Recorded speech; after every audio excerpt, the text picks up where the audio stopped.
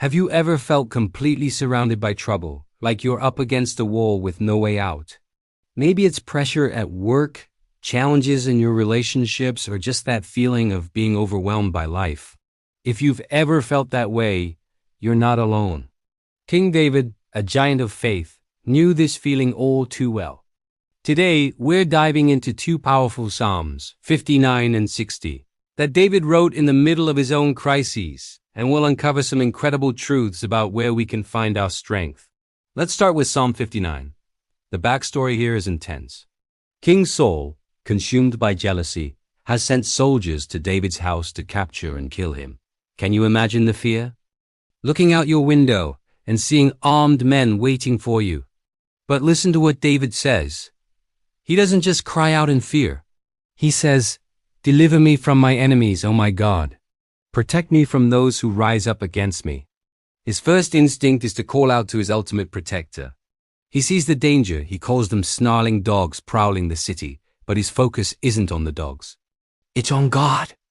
David calls God his fortress, his stronghold, his steadfast love. He's essentially building a wall of faith around himself with his words. He's reminding himself of who God is in the face of who his enemies are. And here's the key takeaway for us. When we feel surrounded, our first move should be to declare who God is in our situation. He is our fortress. He is our strength.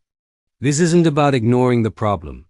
It's about elevating our perspective to see the one who is bigger than any problem. David ends the psalm not with fear, but with a promise to sing of God's power and love in the morning.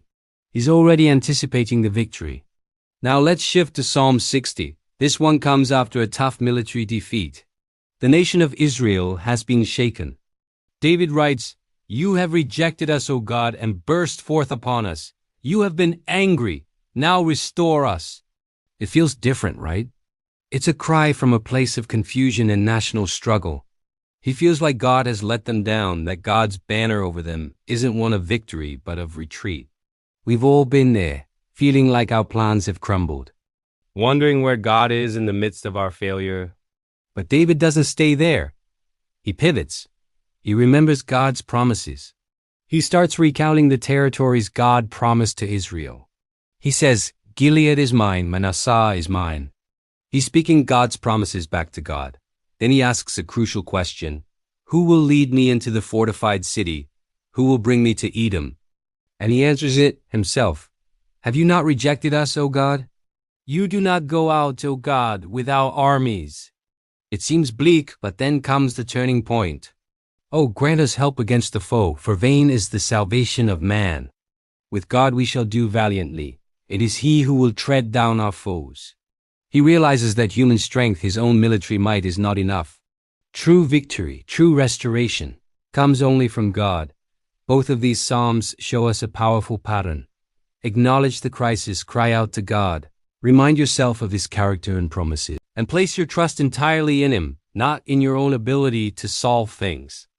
Whether you feel personally targeted like in Psalm 59 or you reeling from a collective setback, like in Psalm 60, the answer is the same.